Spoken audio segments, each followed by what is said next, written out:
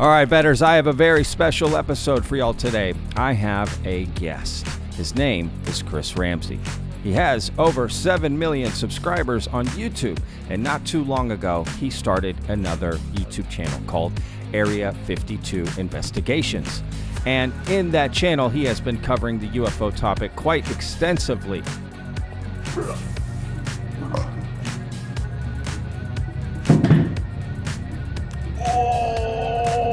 And in today's episode, we are going to have a great conversation with Chris. Now, I have broken up this interview into 2 parts. So today's video will be part 1. Tomorrow will be part 2.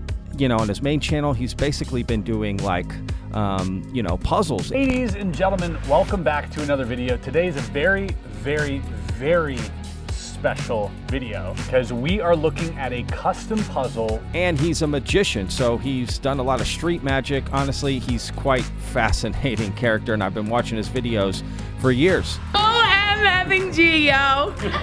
What team do you play for? And it's great to see him come into the UFO topic and cover it, because with Area 52, he's covered everything from Project Stargate and remote viewing to Bob Lazar to you name it, right? He even went to the hearing on November 13th.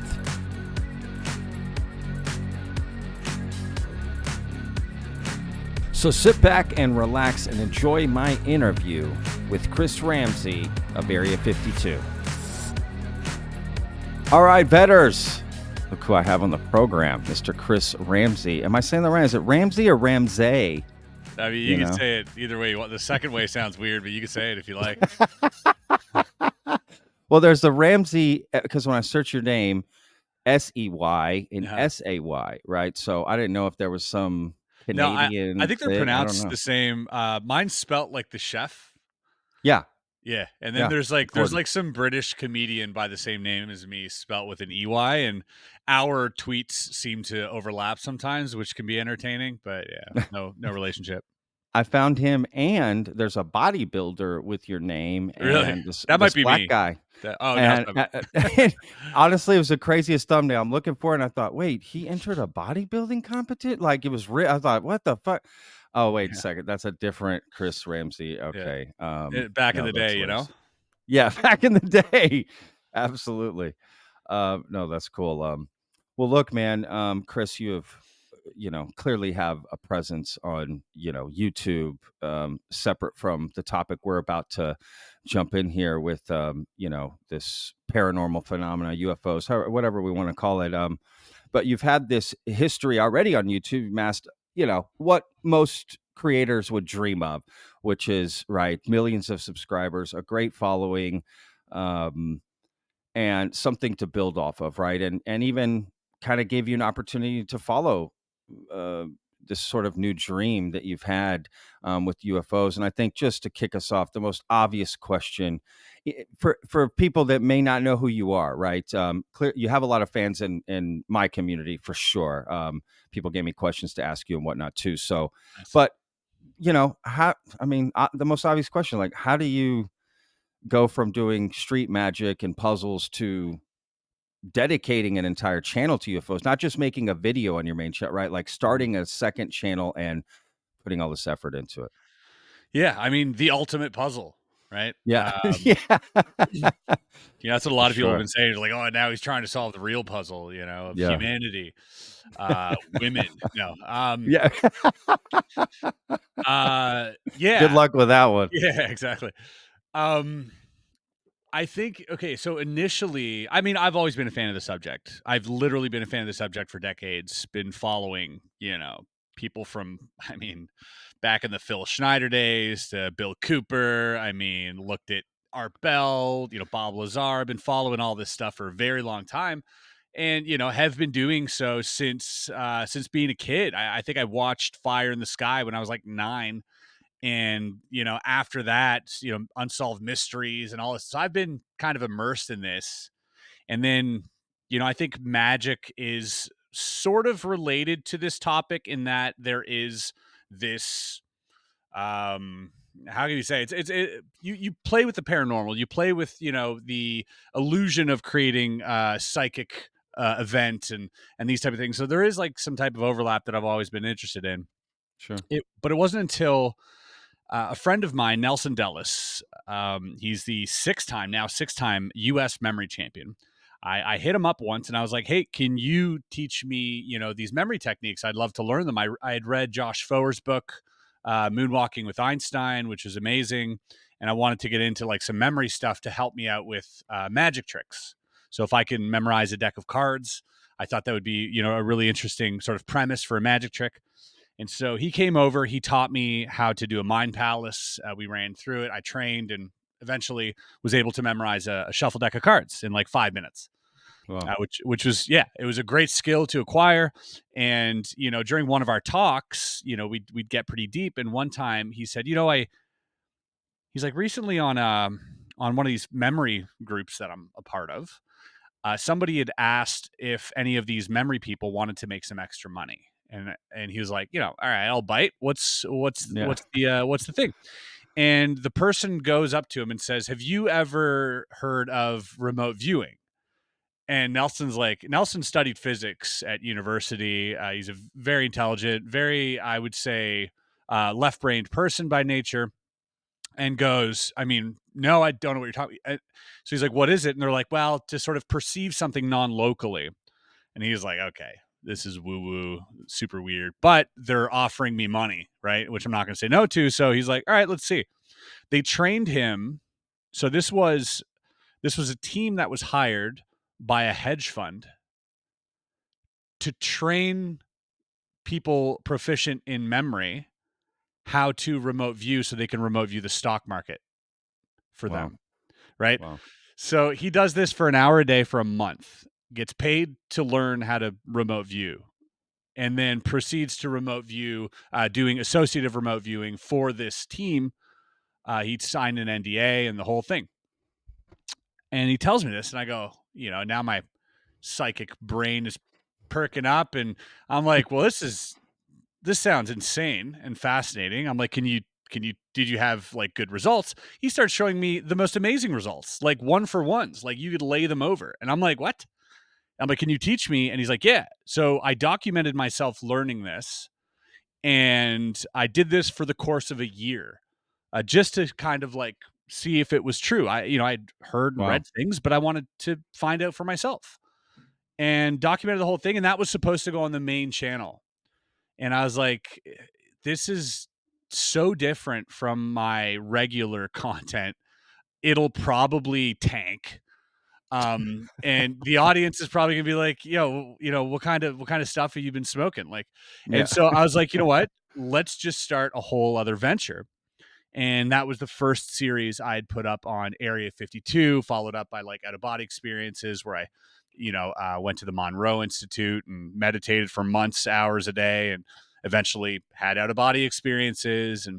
And so this whole channel for me has become two things. One, it's become a creative outlet where I get to really play. I get to have fun with the sets that I build and all the props that I have, and like this creative sort of outlet. And secondly, it's I want to find answers myself. I'm sick of people telling me what to believe and telling me what's true. And I'm just going to be like, well, feet on the ground. Let me go see for myself what this is about, and I'll put the work in.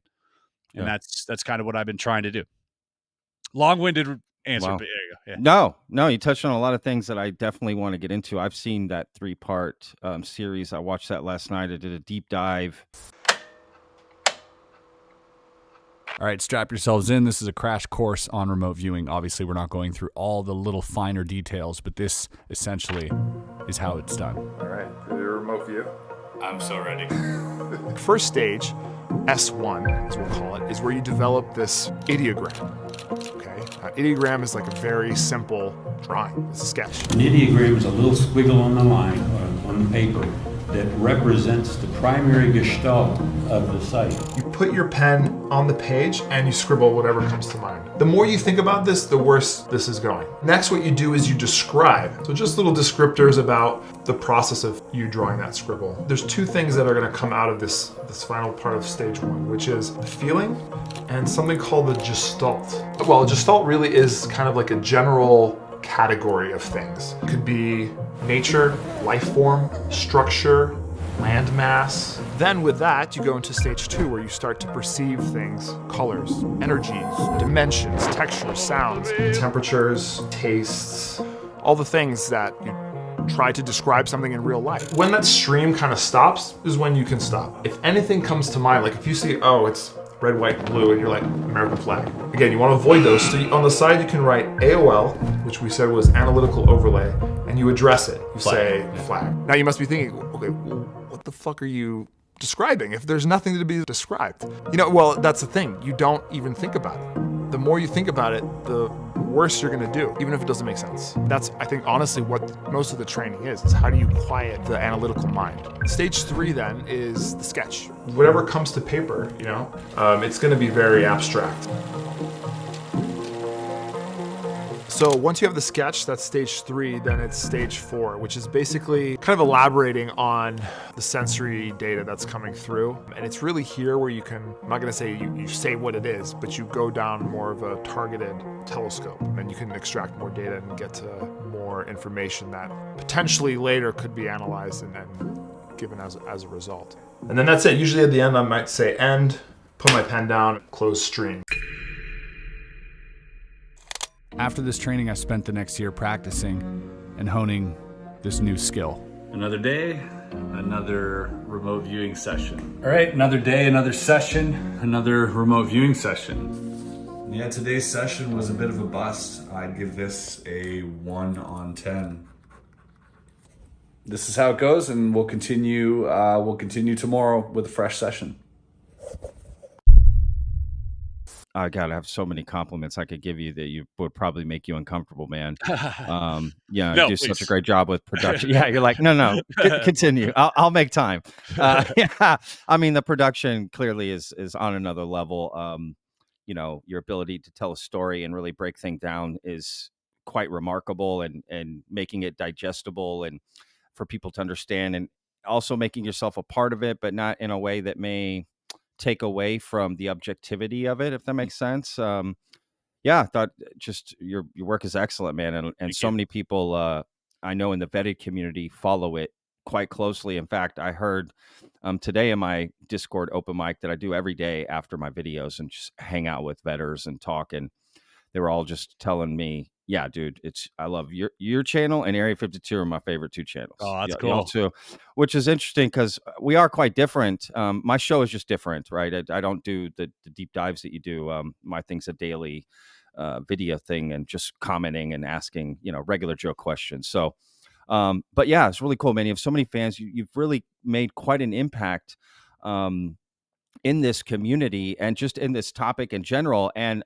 as of late, your work has crossed paths with things that I'm covering, which is how, I ended up reaching out to you and wanting to talk further. Cause the more I just started to watch your stuff, I was like, oh, this is going to be great. This question, like so many things to talk about. So like, I think, I like to front load my interviews here, meaning I just want to get to the juicy stuff right away, essentially, in case something happens. But one thing, just, right off the top, I made a video today about Jesse Michaels, this David Grusch interview getting taken down, right? And you and your latest video, because you went to the hearings, which I do want to get into more of that.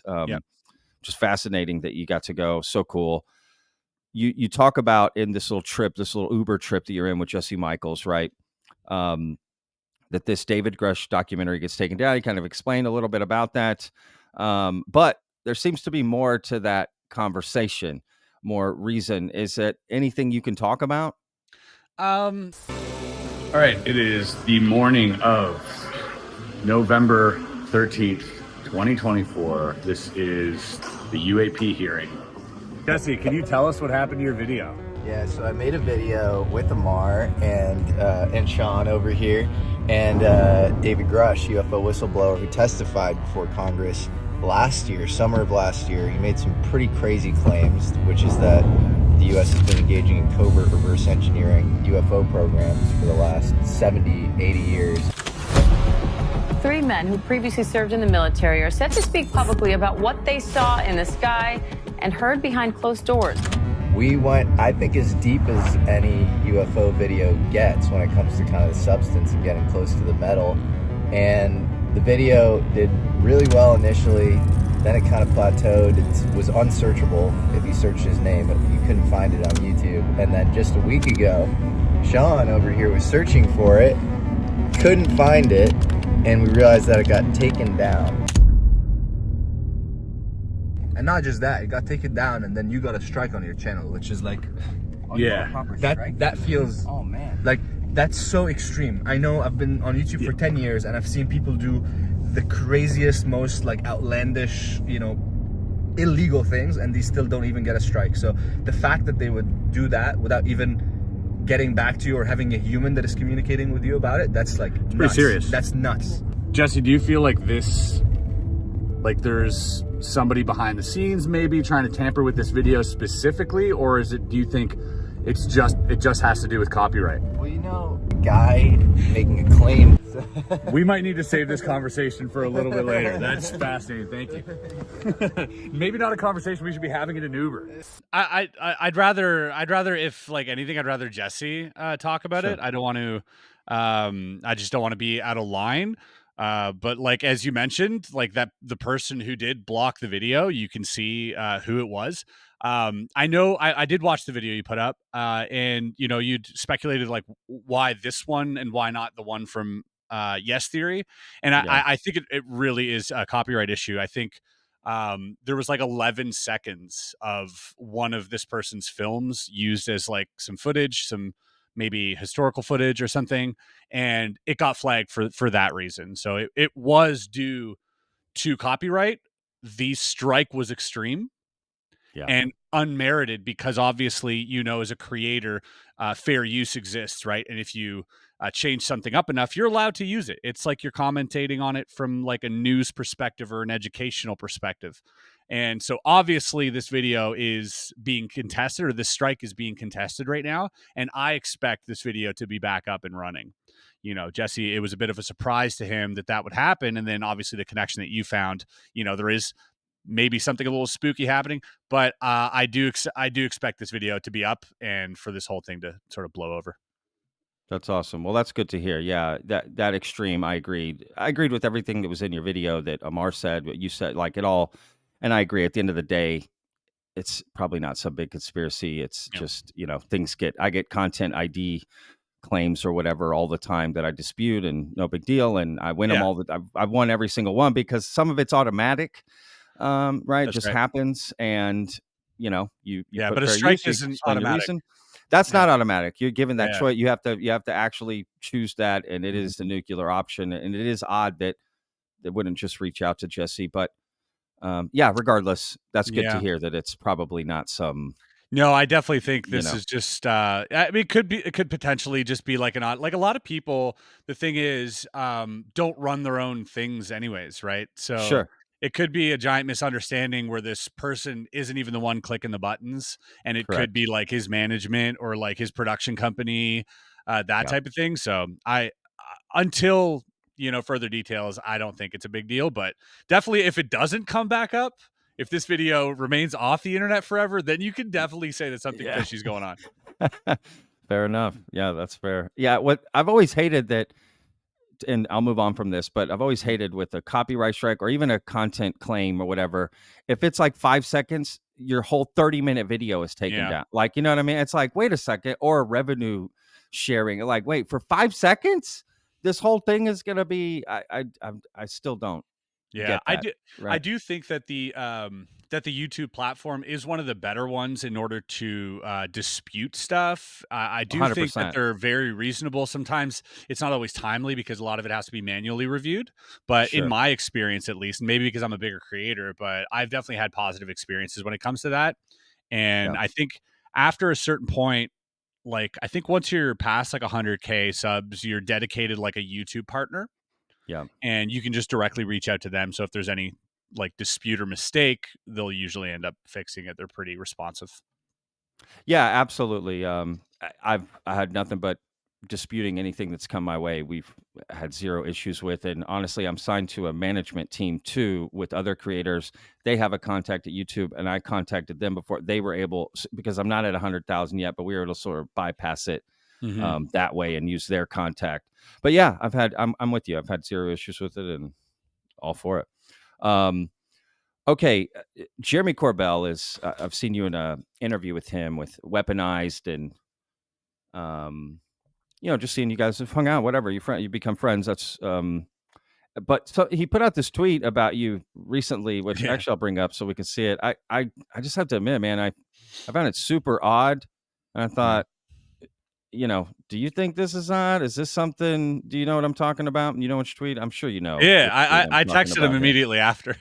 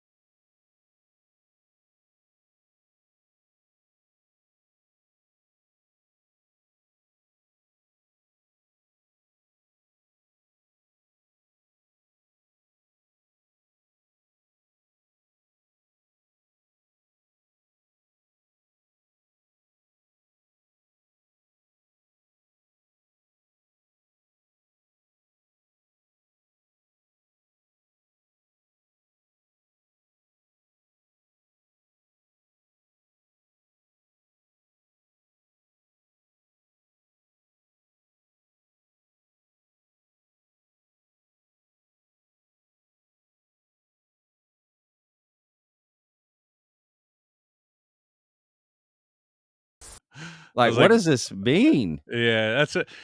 So like, I mean, I can't speak for Jeremy directly, but Sure, he's especially when it comes to this stuff, he's extremely passionate, sure, extremely involved, extremely passionate. yeah, And he's also a storyteller, and he's also someone who's trying to gain the public's interest into the UAP topic in the way that he thinks is the way to go. And sure, so sometimes he can come off as like maybe a little bit theatrical in his attempts to do so. But I would argue that I do the same from a visual standpoint. sure. You're like, Chris, what's up with like the slow-mo B-roll of you dressed up like a 1940s detective? You know what I mean? I think that's also a little strange.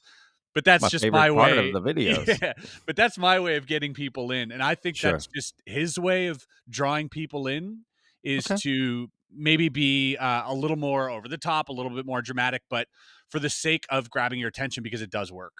I think it Got does it. bring people toward the content. And I think Sure. because I hit him up too after, and I was like, hey, man, what's up? Yeah. Are we cool? Yeah. And he's like, no, he's like, I'm just trying to get people's eyes on your stuff, man. And I Well, it was like, oh, worked. that's super nice of you.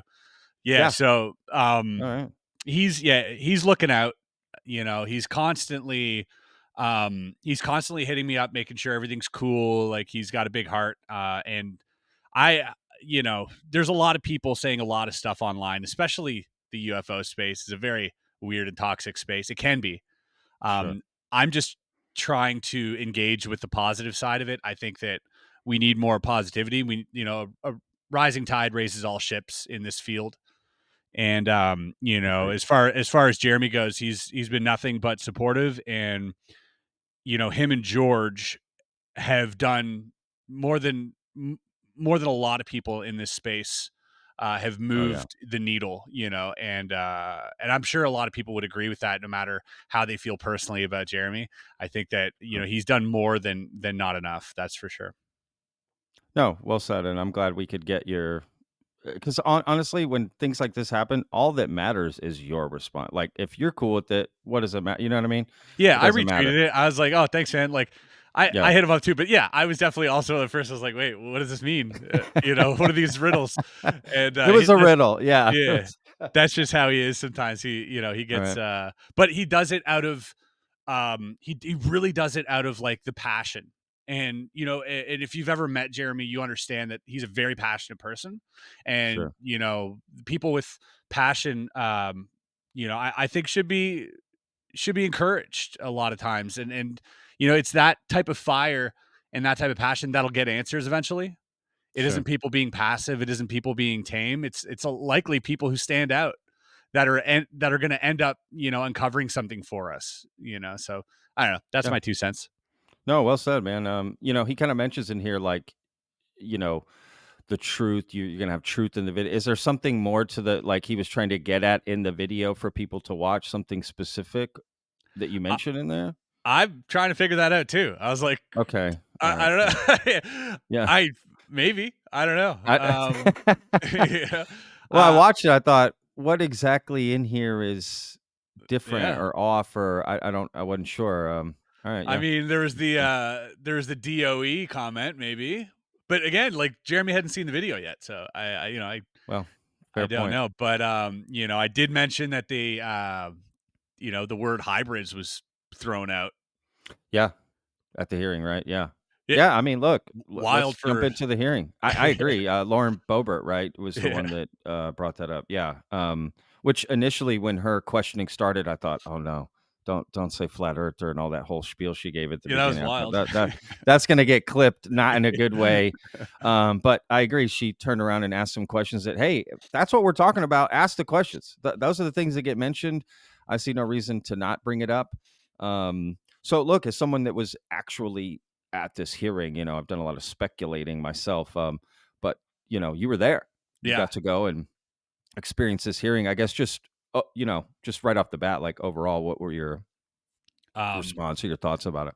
Yeah, overwhelmed. I'm feeling amazing. All right, we're standing right in front of the Rayburn building. This is insane. I haven't been a part of this community for a very long time. So for me to be here with these people in this place is kind of surreal.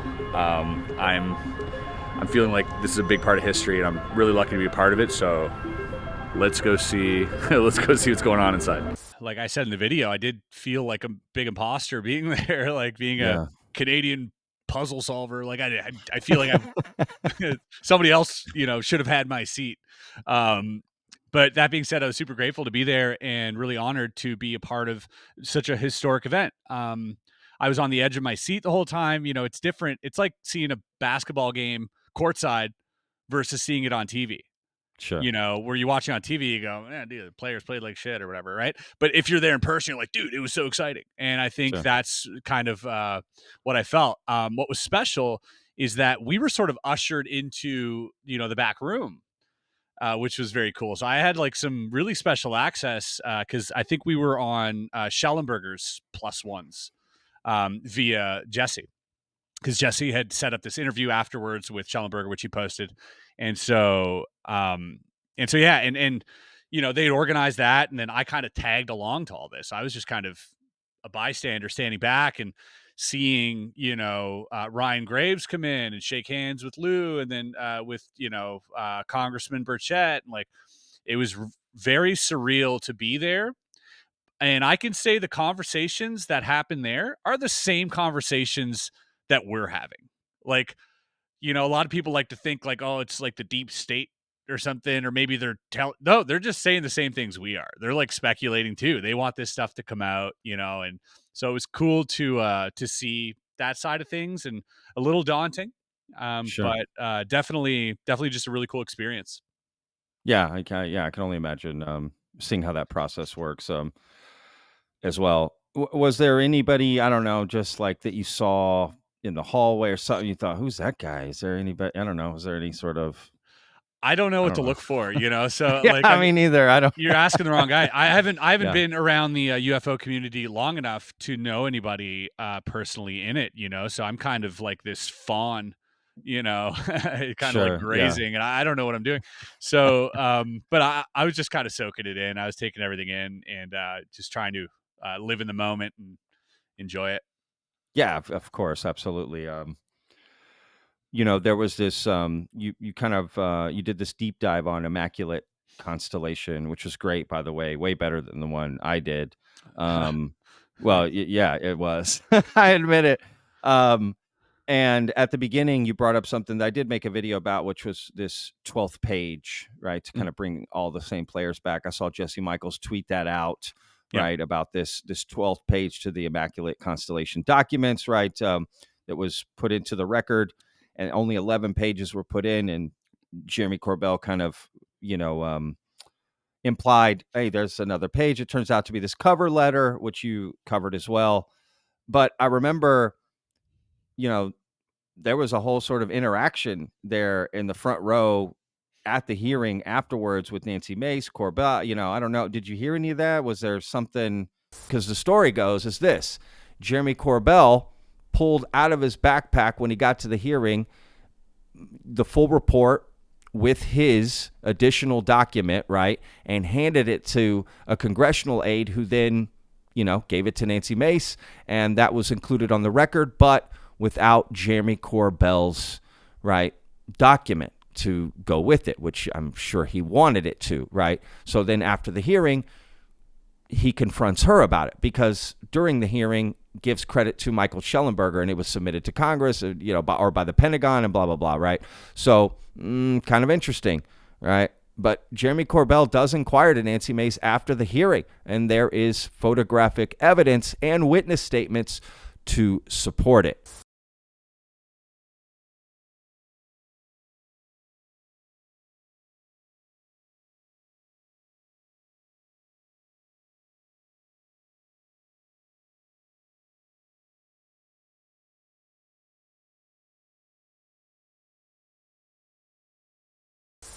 Yeah, I'm not sure what that was about, like what the real reason for that was.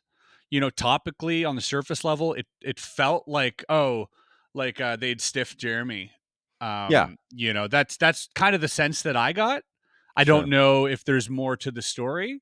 I suspect there might be, because for that kind of kerfuffle to happen, I think maybe there's something more going on. I don't know, but I did feel like if Jeremy was the one to hand in those documents, that he should have been credited there just out of integrity, journalistic integrity. I do feel like, Schellenberger maybe should have, because if he did know about it, I presume he did, like he should have said something maybe there afterwards or something. So I imagine it has something to do with that. Other than that, like, I don't know. Like I said, I can only speculate on why they would remove that letter. I think, your reasons are probably as sound as the ones that I have. Yeah. But, I try to picture how I would feel, if I had, potentially risked part of my life to getting these documents there. You know what I mean? Like, Sure. I would have also felt like, hey, what the heck, man? Like, I worked pretty hard on this, and I'm sure anyone would feel that pain as well if that was the case. But is that the case? From what Jeremy says, he did hand in those documents prior and was not credited for them. Is there more to it? I don't know. That's just kind of what I got from it. Sure. Yeah, absolutely. I mean, I think it's kind of twofold. It's like he handed in the documents. He should have definitely got credit for that. But I also understand why they might have removed the 12th page cover letter, right? Like that kind of, when you read it, you kind of, okay, I get maybe why they didn't include this with the report, but they absolutely should have given him credit. I think Schellenberger should have also tweeted something out about, or said something. Mm-hmm. But it could be just whatever, just human stuff. It's not any nefarious thing, Yeah, for me, it was going on like, there. I was like, okay, cool. And when I was there, when Jesse like tweeted that out, we were together, he was given that 12th page and to share. And we were kind of like, we just kind of wanted to make not a big deal about it. And just kind of like, hey, well, I mean, there it is, instead of like, wow, what's the real reason? Like, hey, well, here it is, and let's just move on. Sure. And that's Yeah, kind this of in is my the video page. as well. Yeah, it's like, okay, Yeah. let's move on to Sure. the meat of this report. Sure. Yeah, absolutely. Yeah, no, I totally agree. What did you? I mean, I saw your breakdown of the report, but like, how? Just as a quick rundown, like, how impactful do you think this report will be or could be? Okay, impactful is a good question. Depending on who reads it, I suppose. For myself, I was pleasantly surprised with the amount of detail they went into to the different type of crafts. I was very happy, hearing that. Um, I think there's also mention that a whistleblower or multiple whistleblowers has been in contact with Congress in a skiff during that document. I think there's a part in there that talks about that. And I think that's very important as well that people understand. And I think that for me gives context to some of the questions perhaps that were asked during the hearing, because some of these questions were so bananas, left field. Representative Luna asked about not only the consciousness interfacing with the alien technology, which flew over Lou's head. Mr. Elizondo, in regards to these aircraft being piloted by whatever they might be, non-human biologics, would you agree that it's likely that they are being piloted by some mind-body connection? Ma'am, I think it is safe to presume here that they are being intelligently controlled, because some cases seem to anticipate our maneuvers, and in other cases they seem to, I came across an email where the word "stalked" was used in a very secure email between Navy officers discussing their ships being pursued by a UAP. She had also asked about people who are religious or who view this phenomenon as a spiritual one, that when they acknowledge that religion or that deity or whatever, the phenomenon disappears. And she'd said that. And that kind of flew by everybody. Do any of you ever come across reports from people that claim to have firsthand experiences with these entities, whatever they might be, or these aircraft, and then as a result, whether or not they're religious, find that these things will automatically disappear? Anyone, and this is open to any of you on the panel. So just real quick, because I'm running out of time. Lou? Ma'am, I've always been a nuts and bolts kind of guy. When I was at ATIP, I was focusing more on the performance characteristics and less on the potential occupants. Okay, the reason I ask is because it seems like, just based on our conversations, that we've had people that say that there are good and bad of whatever these things are.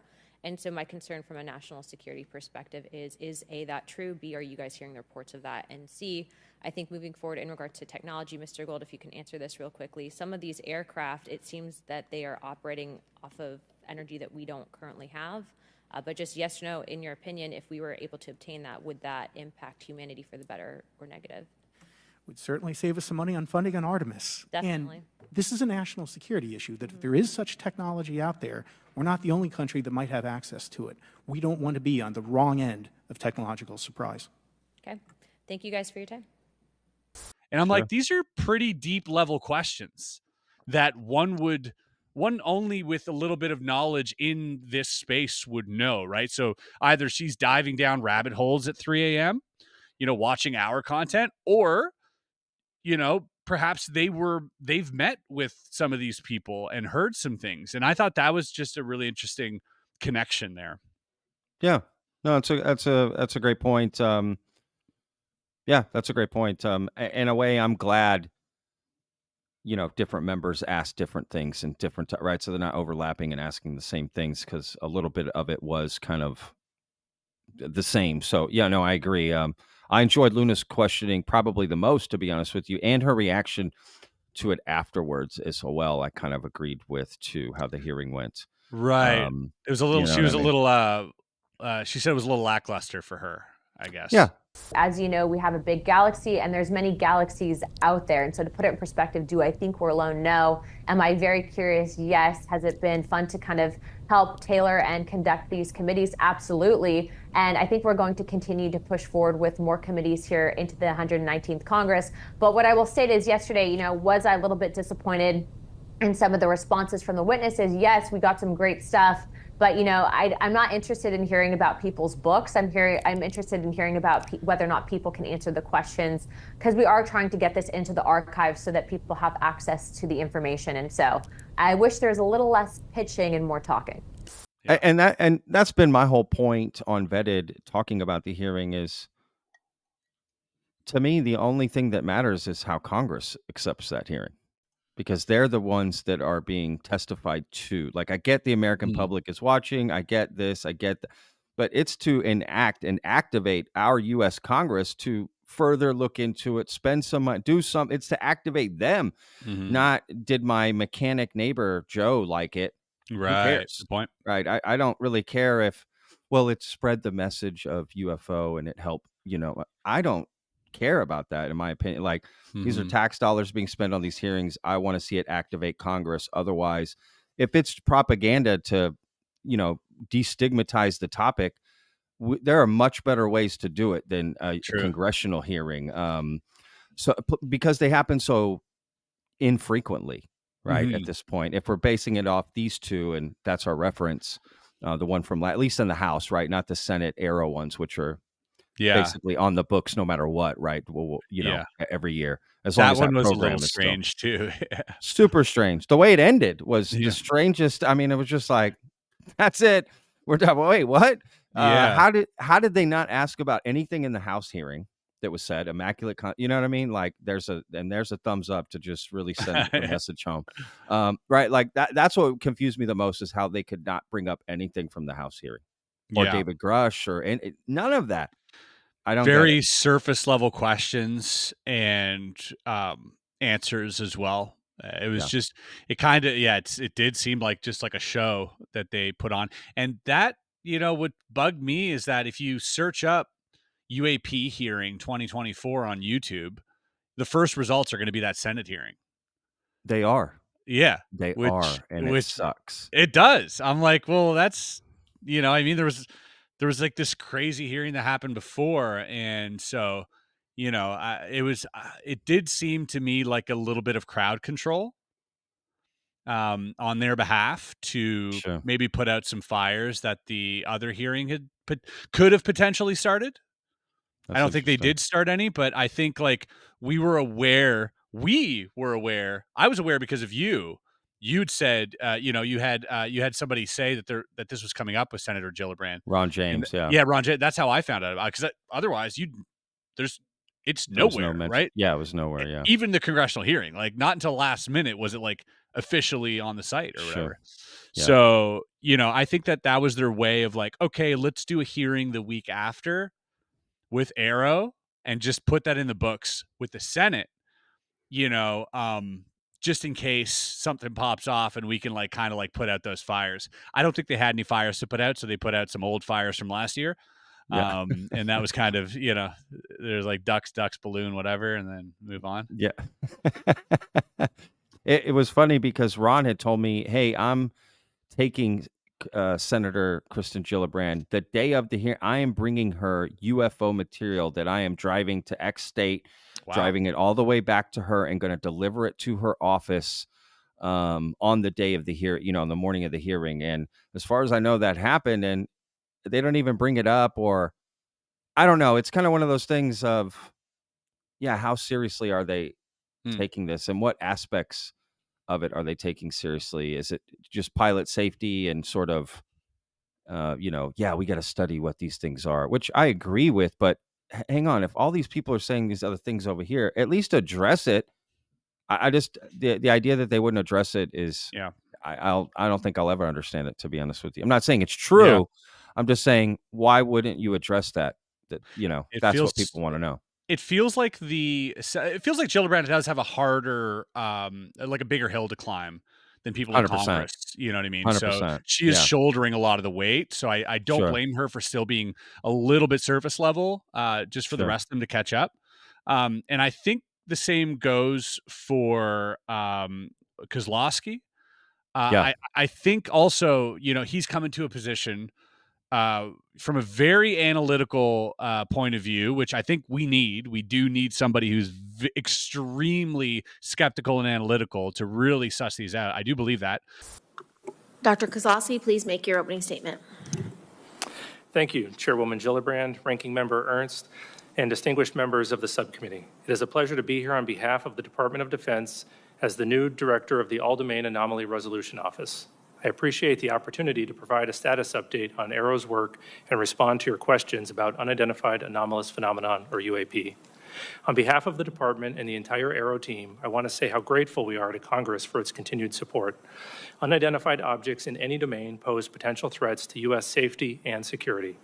Reports of UAP activity, particularly near national security sites, must be treated seriously and investigated with scientific rigor by the U.S. government. But it seems to me like the environment in which he works in, I don't know, it's just a feeling I get. So, this is just pure hearsay, but I feel like the environment is one that doesn't necessarily support fringe ideas or information. I feel like being there, eating lunch with these people, you couldn't be like, "Oh, did you hear about the UFO sighting?" And you'd probably get like laughed at, or they'd be like, "Are you serious Sure. right now?" Like, it doesn't seem conducive to a place that would encourage that type of thinking.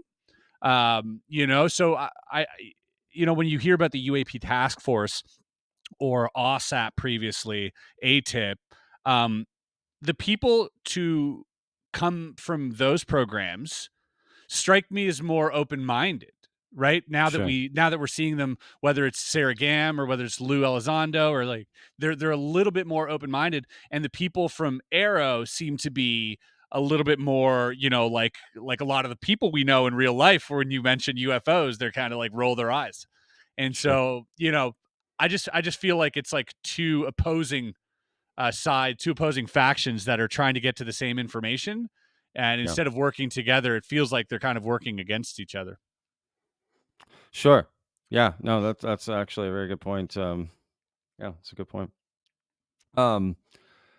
You did this. We talked earlier about this remote viewing, this 3-part series that you did, which again was absolutely phenomenal. You got to speak with Joseph McGonigal. You did your own remote viewing with your friend who you mentioned earlier, the memory champion. And you did pretty deep dive on remote viewing. I've never tried it myself. I've wanted to give it a try, and it's just always been on the back burner, and I haven't really, jumped into it. And I have to admit, watching your 3-part series was like, yeah, I gotta try this, right? I gotta do this. So I guess 2 questions. One, what were maybe your top takeaways from just making those videos and putting that out? And 2, like, do you still practice remote viewing? So I don't practice remote viewing as often as I should until recently. Recently, I've been trying to get back into it, and I have a separate video idea for that. I want to remote view something specific and just kind of like, see if it comes true, and like keep that video on the back burner until, the facts come out. Yeah. Kind of like a prediction. This is the mentalist within me. Love it. My takeaways, I think the most interesting, obviously, the most interesting conversations were with Joe McMoneagle, because he is just, the guy's a library of like the most insane stories you've ever heard. He's led just the fullest life ever. I had my own UFO experience in the Bahamas. I and a guy named Roberts, Steve Roberts, we worked with partners. I was stationed, my first assignment was on Eleuthera in the Bahamas. Bahama government was going independent from Britain and didn't want our help. So we were assigned to a downrange tracking center from Cape Canaveral as air and space technology guys. And there were only, I think, 8 of us in the group. So our cover was air and space technology, and I can't talk about the other part, but while we were there, we would get a couple days off every now and then. And so Steve and I got the weekend off, and we watched a double feature in the outdoor theater. They had a great theater there. They flew the latest movies in from the States. It was great. We went to the bar after the movie, had a couple beers, and then we headed for our quarters, because the next morning we were going to go snorkeling. And instead of walking the mile down the road, we cut across the sand dunes behind the tracking station, because it was a shortcut. So we're halfway across the sand dunes, and the whole place lit up like high noon. And of course you look up to see where the light's coming from, and we're standing in this cone of light coming out of a rotating disc. It's slowly rotating. You can see panel lines on it, individual lights and stuff, and this cone of light being projected down. And then the light winked off, and before we could adjust our eyes, disappeared. Now, while I was there, my sense was it sped away. And afterthought, thinking about it, it was so quick they could have just folded out of time-space. I don't know. Have no idea. All I know is I was in the light with Steve Roberts. Even going to Monroe, you know, he showed up there during Gateway and regaled us for like 5 hours. You know, this guy, Oh, wow. Yeah, this guy can turn it on for story time. It's crazy. And so, you know, meeting him, hanging out with him and his wife was just a real pleasure. Also got to meet with Ed Dames, which was really interesting because he's more of a controversial figure in remote viewing. And Sure. he wasn't considered a remote viewer during Stargate. He was like a tasker who worked with the remote viewers. So there's some controversy there, but spent time with him, you know, spoke to Uri Geller. And then ultimately, I think the most information that I got from all of this, other than doing it myself, was speaking to Dr. Edwin May. And this guy, like, what I found so fascinating about this is that there is so much data on remote viewing that exists because of this man. For the past 30 years, he's been studying like half a dozen professional remote viewers. So he's got 30 years of data, you know, on these 6 people or whatever. And you can draw a line, you know, on how successful the remote viewings are and how accurate they are. I went to SRI and was subjected to the 6 remote viewings. It was actually found by Russell Targ and Hal Putoff in interrogations. They interrogated a bunch of people, and I fell out of that. I think originally they'd gone through hundreds of people looking for talent. I've been working with Joe since 1979. The Army, actually DIA, Defense Intelligence Agency, asked us to get an estimate over what percentage of the population can do this under laboratory studies. So we looked at roughly 600 people over different categories of folks. It was not random selection, so it was selected individuals. Like we had a group from Mensa, you know, super brains, 2 alumni groups from Stanford, and SRI itself let us do that. Net, about 1% of the selected populations could meet laboratory standards. 1% of the population is a huge number of people. It's anything but scarce. It's much bigger than the skill to play a piano recital at Carnegie Hall.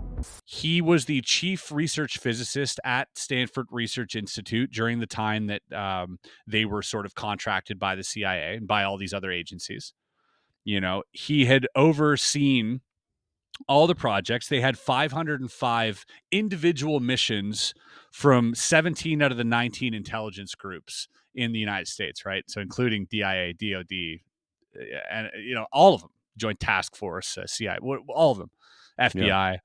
And they would all come back for new missions. His job, and this is one thing that a lot of people are like, is it real? Is it not real? Well, his job was to put together a team, a scientific oversight committee that would make sure the parameters were sound and that they followed like like scientific integrity.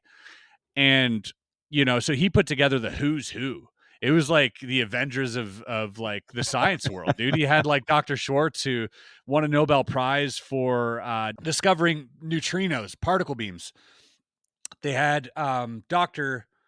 Zimbardo, who was in charge of the he had the Stanford prison experiment back in the day, very controversial as well. So they had like literally the who's who of scientists, and the only parameter, the only rule they had was you have to be skeptical.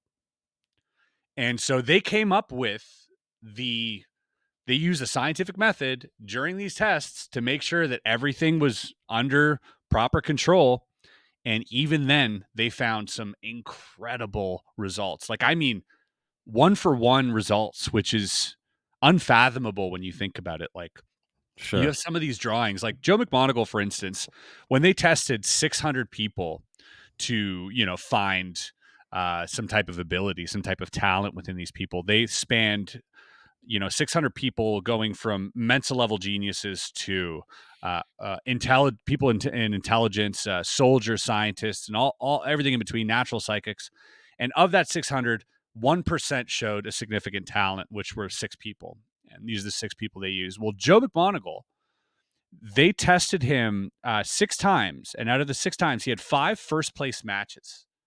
Now, to put that in perspective, a 4th place match is no good. That's if like the target was a bumblebee and I drew a paper plate, right? Yeah. A 3rd place match would be if my paper plate was black and yellow and flying, right? A 2nd place match is if I drew a wasp. And a 1st place match is if I drew a bumblebee and it was the same size. Yeah. He had 5 out of 6 first place matches. It was unheard of. It was astounding. And when you see these results, and I presented one of them, it's incredible. One of the things I got recruited for at SRI International is so they could continue to use me for collection and white rat me in the lab, hit me with things that they were studying, that sort of thing. Okay, let me show you something from Joe.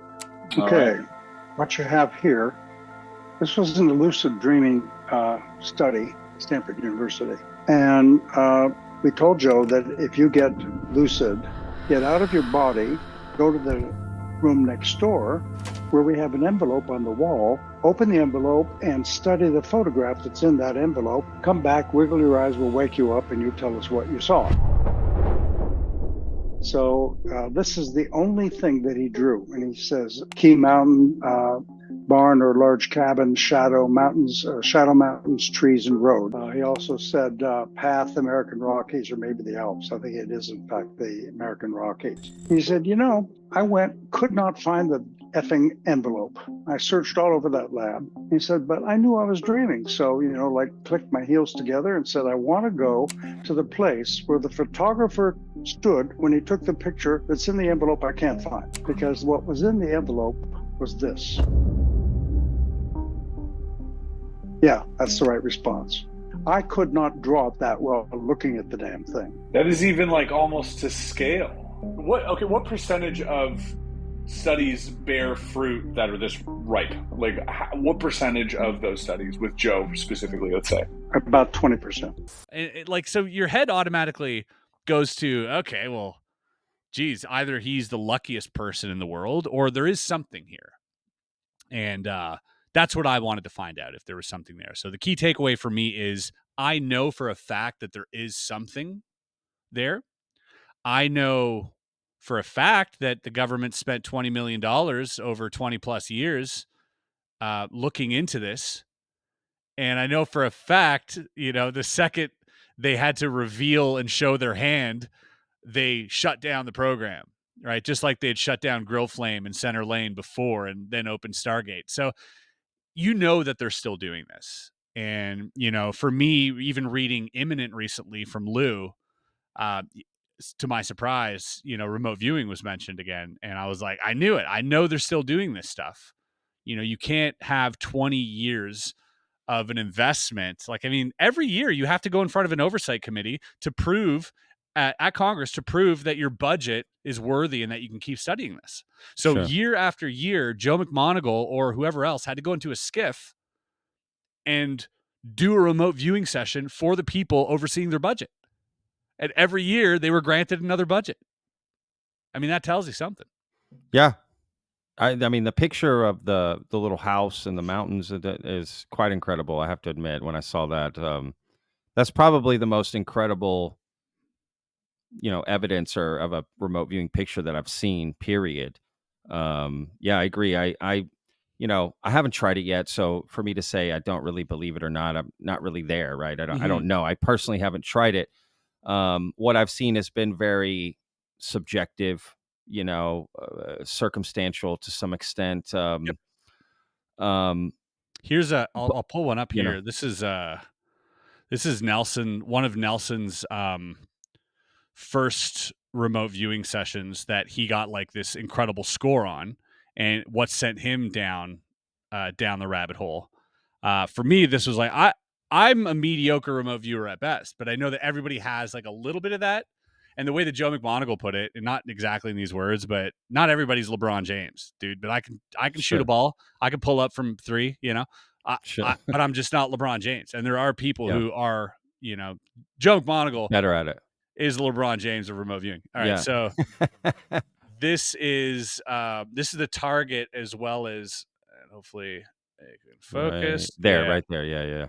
So, we're seeing something breaching the water. He has adjectives there like blubber, gelatinous, water dripping, life form breaching, and so if you look at the drawing and you look at what that is, I mean, that's pretty darn good. No, it's almost the same. You haven't seen the photo at all. Right. This is your drawing.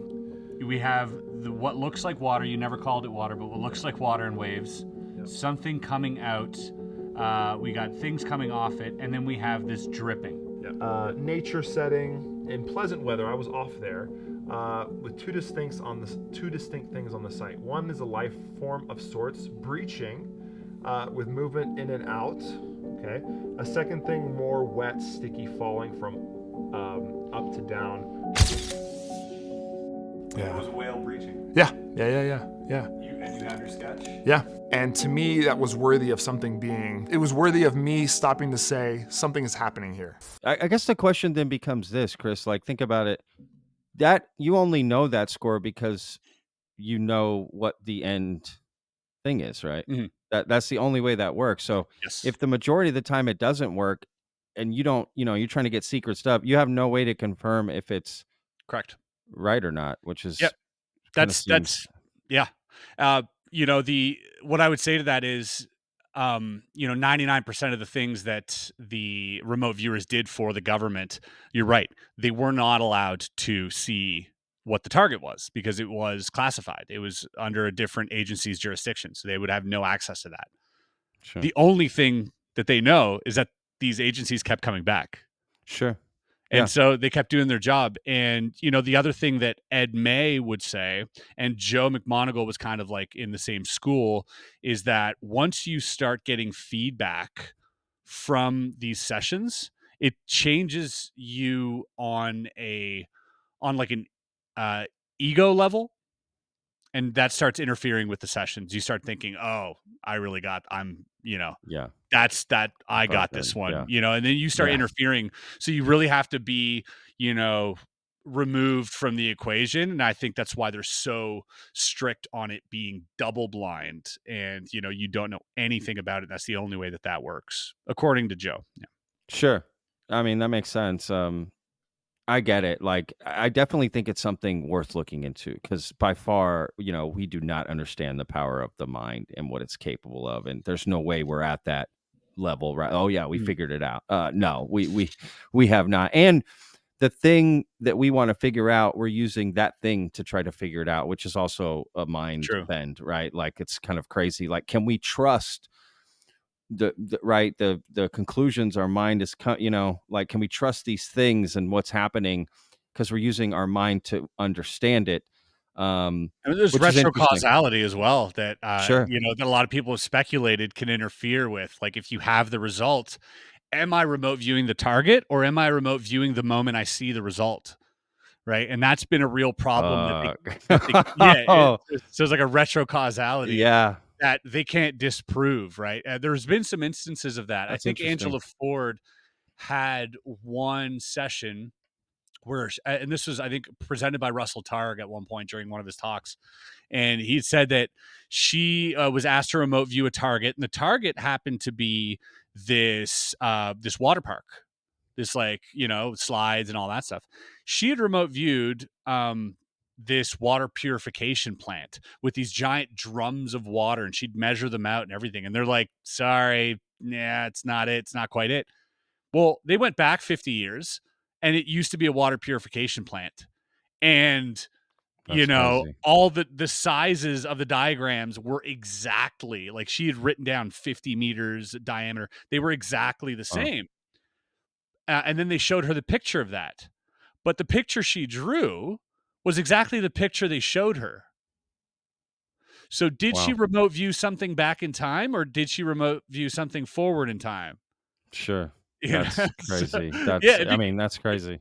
it becomes very nebulous. And I know Rupert Sheldrake has a lot of work on, precognition and psiability. But the one thing we've been seeing more and more is that there is a ton of data. And if you look hard enough, there are actual scientific papers, a lot of scientific papers held to a higher standard than normal science would be. Because of the nature, of the Sure. phenomenon sounds so crazy. You have to increase, the difficulty. And so, yeah, they're showing that there is a significant proof that psi does exist on some small level, right? That we have access to, and some of us more than others. How do you think remote viewing and UFOs come together? When does this convergence happen? Yeah. Great question. I think that's something that, possibly Hal Puthoff has the answer to. Yeah. Um,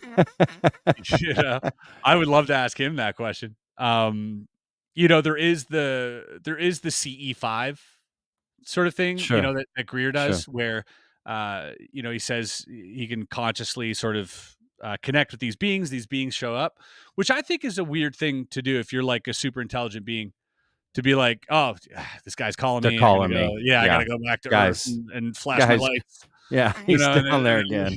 Let me just go flash my lights real quick. I'll be right back. Yeah. Like it just seems like a weird thing for them to do. Sure. But is it possible? Absolutely. I don't rule it out. My hypothesis, not really a theory, but a hypothesis that I have is, if these craft are intelligently controlled through consciousness, like there's a consciousness interface mechanism in these craft, which we've heard before in UFO lore, that you have to maintain this concentration to fly these craft. And that's one of the problems they have with these, with the ARVs and stuff. But yeah, let's say that is the mechanism. Well, when you get a group of 20 people zeroing in on your location through meditation with GPS coordinates and like everything else, who says we're not hijacking these things? Who says collectively, if you get 40 people in a desert actively meditating on your location, trying to connect with something out there, who says that we're not actively stealing these crafts from these beings? That's interesting.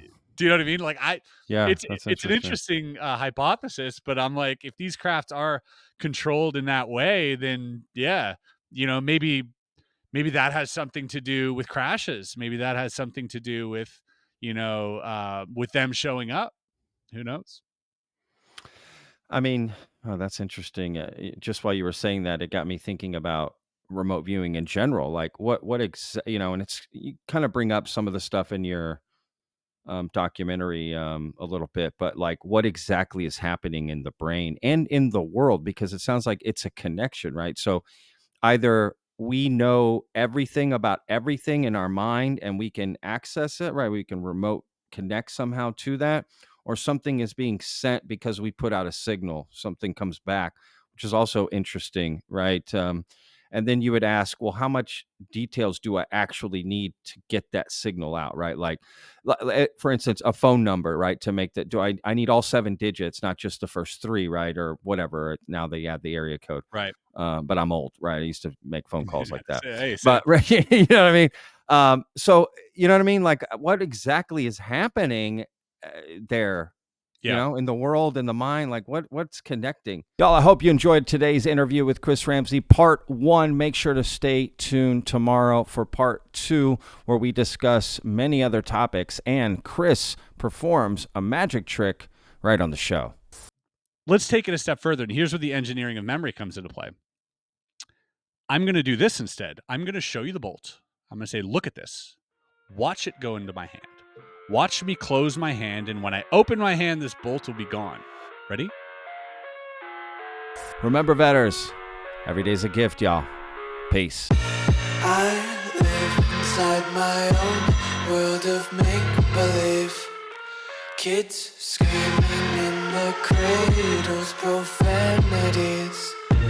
I see the world through ice covered in ink and bleach. Cross out The ones who heard my cries and watched me weep.